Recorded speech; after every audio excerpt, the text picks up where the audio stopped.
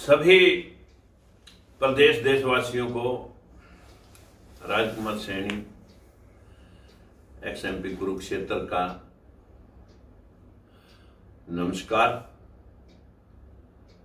और एक साथ साथ में अपील आपको इसलिए करना चाहूंगा कि आज देश के अंदर हर रोज बैकवर्ड क्लासेस के अनेकों संगठन जातीय जनगणना के लिए हर रोज धरने प्रदर्शन देते हैं और उनकी सुनने वाला मुझे नहीं लगता कि देश प्रदेश लेवल पर किसी ने उनकी बात आज तक सुनी हो या सुनेंगे। आज भी गोहाना के अंदर बैकवर्ड क्लास के बहुत सारे लोग, जिसमें हमारी लोकतंत्र सुरक्षा पार्टी के भी बहुत सारे लोग सम्मिलित थे, जातीय जनगणना को लेकर के बैकवर्ड क्लासेस के 8% के निलंबन को लेकर के 8% जो दिया गया था BCA को, उसको निरस्त कर दिया गया फैसले को। इन बातों को लेकर के आए दिन जद्दोजहद न जाने बैकवर्ड क्लास राष्ट्रपति से लेकर के SDM लेवल तक, DC लेवल तक हर रोज धरने देते हैं, लेकिन ये राज की तरफ जाना क्यों नहीं चाहते, जहां से आप लोगों को रिजर्वेशन दे सकते हैं और अपने हितों के साथ हो रहे शोषण और खिलवाड़ को आप रोक सकते हैं। 52वीं सदी 1931 की जनगणना सबको जग जाहिर है, जो अंग्रेजों ने कराई थी। इस देश की सरकारें जो मनुवादी व्यवस्था के तहत चल रही हैं,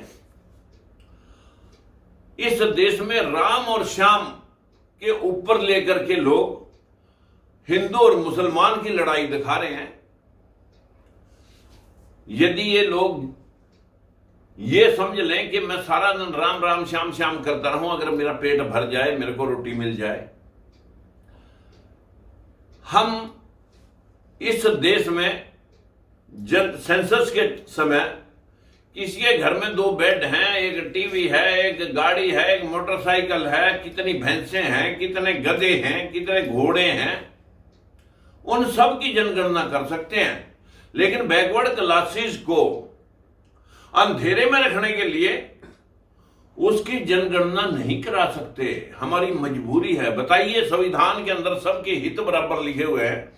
आर्टिकल 15 और 16 में साफ लिखा हुआ है कि कोई धर्म, जाति, लिंग भेद, जन्म स्थान के आधार पर ना कोई ऊंचा है ना कोई नीचा है। इस देश में जितने भगोड़े लोग हैं, उनमें कोई भी SC BC का अभी तक तो पता नहीं लगा। जो लाखों करोड़ लेकर के भाग चुके हैं इस देश से, चाहे वो विजय माल्या भागा, सुब्रत राय भागा, राहुल चौकसी भागा, कोई भी नीरव मोदी, जो भी लोग भागे, वो वही लोग हैं जो इस देश के अंदर कमांड करने वाले, सरकार चलाने वाले लोगों का संरक्षण पाए हुए थे। वर्थ अगर किसी बैंक को 100 रुपया लोन देना, तो उसका हमारे जैसे लोगों से उसका 100 रुपये की इक्विटी मांगते हैं, उसके अपनी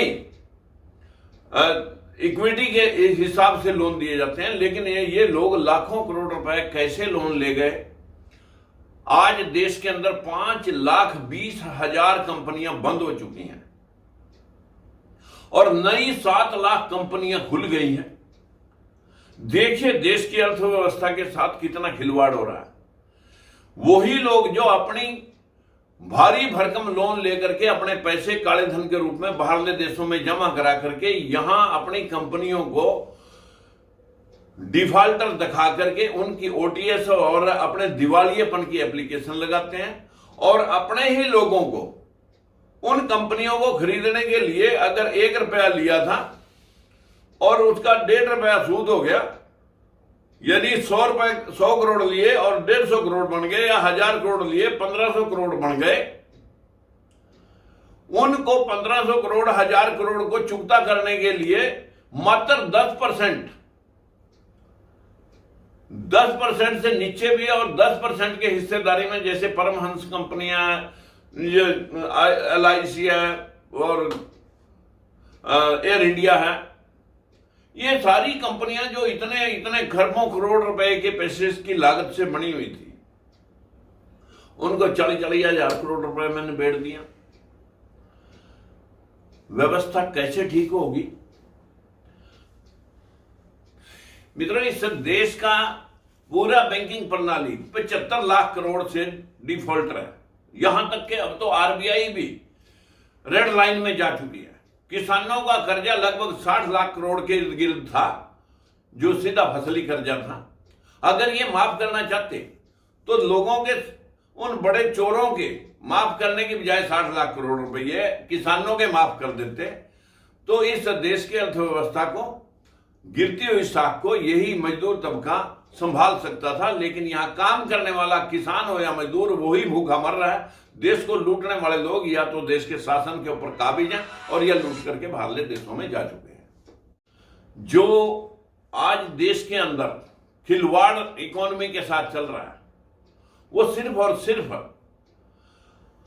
अपने ही लोग, वो अपने बोली देने के लिए, सेटलमेंट करने के लिए खड़े कर देते हैं और उनको फिर बैंक से सरकारें लोन फिर दिलवा देती हैं। अगर 100 रुपए के लोन को 15 पैसे या 10 पैसे में फाइनल हुआ, OTS हुआ, और मैं 15 पैसे फिर बैंक से दिलवा देते हैं। और इस प्रकार से 5,20,000 कंपनियां बंद करके नई उन्हीं लोगों की 7 लाख कंपनियां नई खोल देना, ये देश के साथ एक इस तरह की इकोनॉमी के साथ खिलवाड़ किया जा रहा है इस सरकार में। ऐसा ना हो श्रीलंका वाला हाल यहां भी हो जाए।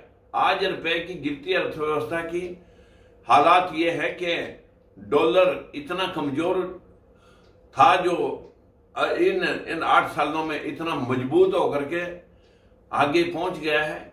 महंगाई का मुद्दा देश में कोई नहीं, बेरोजगारी का मुद्दा देश में कोई नहीं, किसानों के लोन माफ करने का मुद्दा कोई नहीं।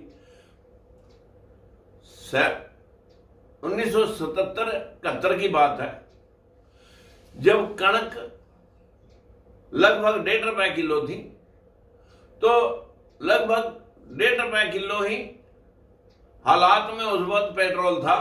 72-73 की मैं बात कर रहा हूं। 1 किलो कणक में 1 लीटर पेट्रोल आ जाता, डीजल 1 लीटर आ जाता था। आज जो है ना, 6 किलो में भी 1 लीटर डीजल नहीं आता। देश की 2 करोड़ लोगों को हर साल प्लेसमेंट देनी थी, नौकरियां देनी थी, वो सब लोग सड़क के ऊपर घूम रहे हैं।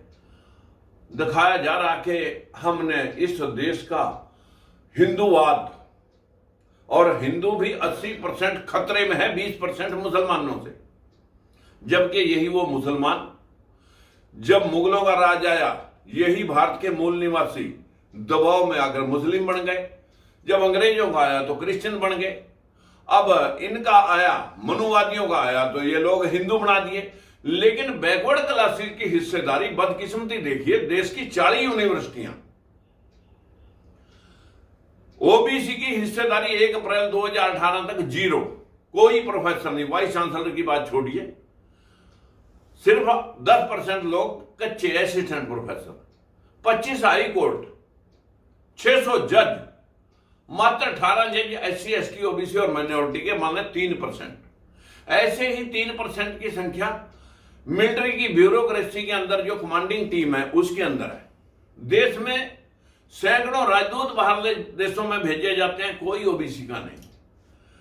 यहां पर पार्लियामेंट में लगभग 250-300 MP अपर 15% लोगों में से बने हुए हैं, और या फिर SC भाई बनते हैं हमारे, जो 22.5% के हिसाब से देश के अंदर 150, 130-140 के करीब वो बनते हैं, और बाकी जो लबाना है, सैनी है, कुम्हार है, लुहार है या पांचाल है, जो ओबीसी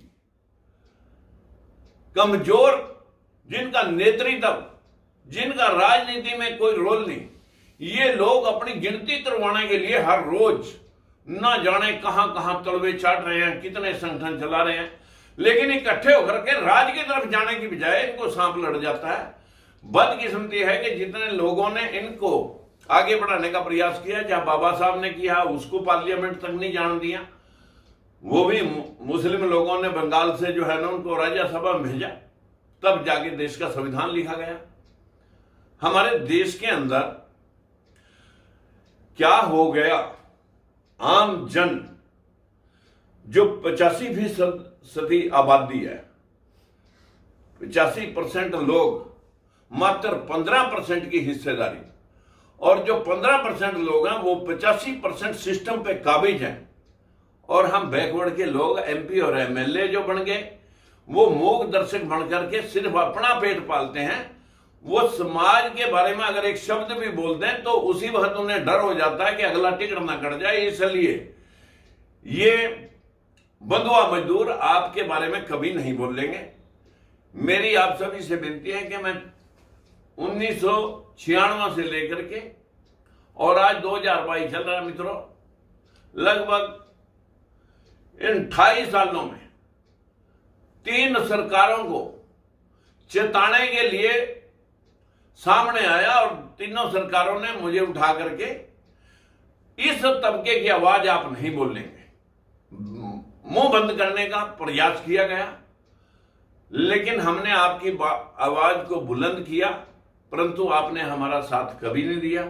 फिर भी हम आप लोगों की लड़ाई लड़ते रहेंगे, भले आप जागृत हों या ना हो।